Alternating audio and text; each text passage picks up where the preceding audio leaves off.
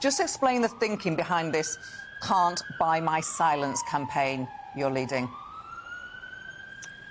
Thank you. So I was first approached by this by survivors in various colleges. One has gone very public, but actually it's worth saying it's not just one college, it's several colleges. And in fact, since then I've been contacted by others in other universities.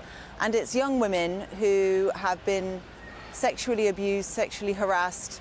They sign non-contact agreements with their college, which say that the perpetrator and them can't, for example, meet in the dining halls, and they're happy for that. But in there is a gagging clause, and they feel that unless they sign up to the whole of this non-contact agreement, which includes these gagging clauses, that they will then not be protected. So in one of them I saw it says that you're not allowed to speak to anyone, but especially the press, about what's happening to you. And what the young women tell me is that they feel silenced, they feel that this is abuse on top of more abuse, they can't get the help that they seek. One told me she was worried if she went to her GP to get help that she would be expelled. And so what I'm campaigning for now is to have non-disclosure agreements banned in their entirety from universities, and that's what the Can't Buy My Silence NDA pledge is all about.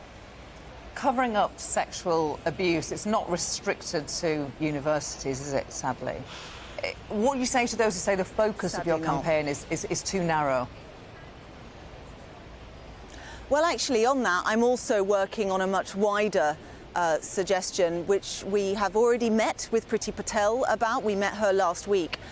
That would mimic legislation that already exists in Prince Edward Island in Canada, which would ban non-disclosure agreements from being used by anyone who doesn't want to use them. And some people say, well, what if the victim does want an NDA? Well, that's not what this is for.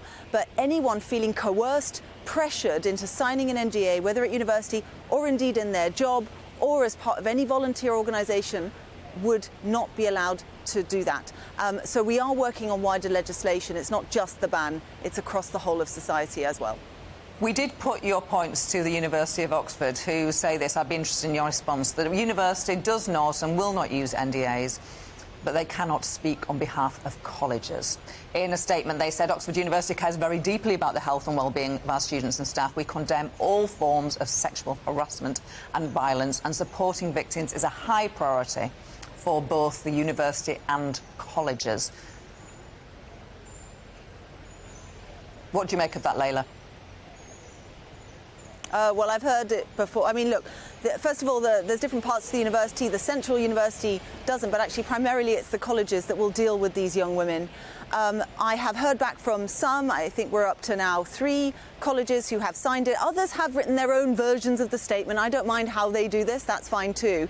I'm disappointed, though, in the others who have yet to sign the pledge or to make some kind of a statement. And what I will say to them is I don't understand why you're waiting. It is very, very obvious why. This is just an affront. It should not be happening. It's sickening, quite frankly.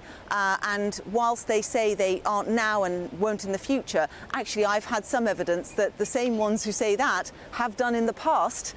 So I'm glad that we are at least raising awareness about this, but no college, no university, and actually, as you point out, no workplace or organisation in the country should be forcing people to not speak about their sexual harassment or violence. And just finally, a man has been arrested on suspicion of a murder in East London of a 35-year-old woman. Her name was Zara Alina. The fact is, women are not even safe on their own streets, are they? No. Actually, just this weekend, I attended a vigil at my local church on femicide, and we read out the 140 women who died last year. We already know that that's going to be up this year. This is a spiralling issue.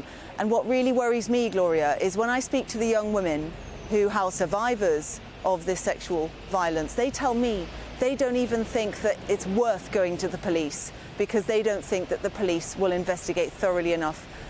Therefore, they have their perpetrators out at large in the community. There is a whole systemic change that needs to happen here. Let's face it, we should try and root that out from the bottom up. The NDAs is the symptom, but actually the cause is something much deeper than that, and something that we're also going to be talking about in the course of the debate tomorrow.